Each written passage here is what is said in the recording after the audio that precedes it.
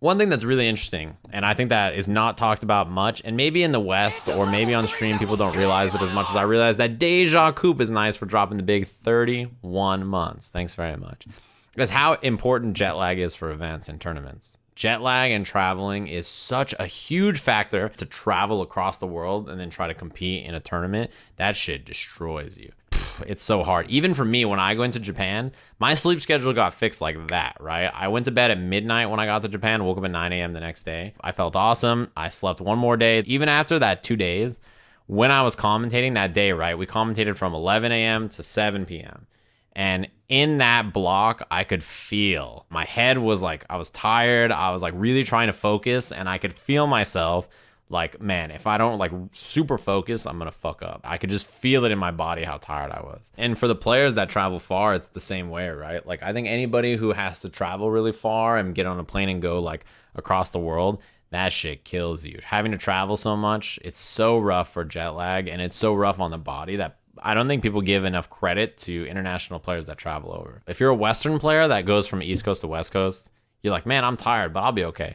But when you travel 9 hours, 10 hours on a plane or something like that and go somewhere, you realize like, oh shit, my whole body is fucked up. I'm tired for like 4 days. Coming to another country and winning an event is so fucking impressive. Like, you fly to a country and the next day you play pools. So you try to sleep, you sleep for like 4 hours because your biological clock is all fucked up.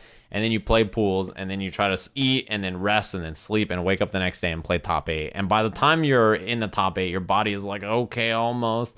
You play the top 8, you do as best as you can. You wake up the next day and you fly back across the world. You leave Monday, you land back in Asia on Tuesday, and then you're like, oh, I'm so tired. Oh shit, I gotta go to, back to the US or Europe in 2 more days. It's so rough on the body. It's why you see even really, really like world-class players, when they start to travel a lot, their results are usually not as high. Like if they travel 3 or 4 weeks in a row. Daigo at Capcom Cup, Mortzi, I used that example this weekend. Daigo showed up. His jet lag was so bad that it's not like he slept and woke up or something like that. Daigo couldn't sleep. He landed in LA. He was awake. He did media. He was awake for all day, all night. Couldn't sleep. Showed up and played Capcom Cup top 32 on 0 hours of sleep. His face in the picture that he took before top 8, horrible. He looks like he's gonna pass out any second.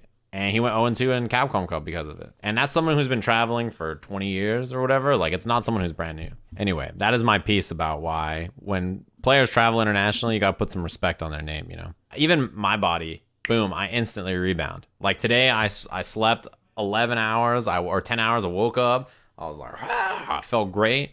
I'm still tired. When I went to Japan, I went to bed at midnight, woke up at 9 a.m. The next day, I went to bed at 10 p.m., woke up at 9 a.m. the next day. I slept great both nights, still tired. After all that sleeping, still tired. So imagine someone who goes on the flight, can't sleep on the flight, can't sleep when they land, then has to go and commentate.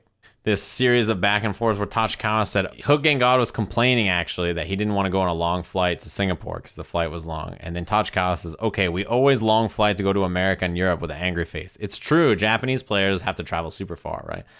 And Sonic says, come visit NYC. Hook lives near us. And he says, I need to practice my new team. Sonic says, what better way to learn? And he says, go to Wawa House. Could you imagine this guy, Tachikawa?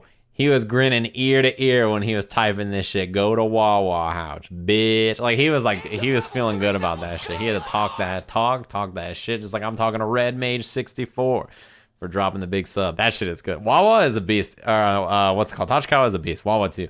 At trolling Sonic on Twitter. Wawa does it so much. Wawa. Tachikawa. See, this is my brain on 10 hours of sleep even after flying.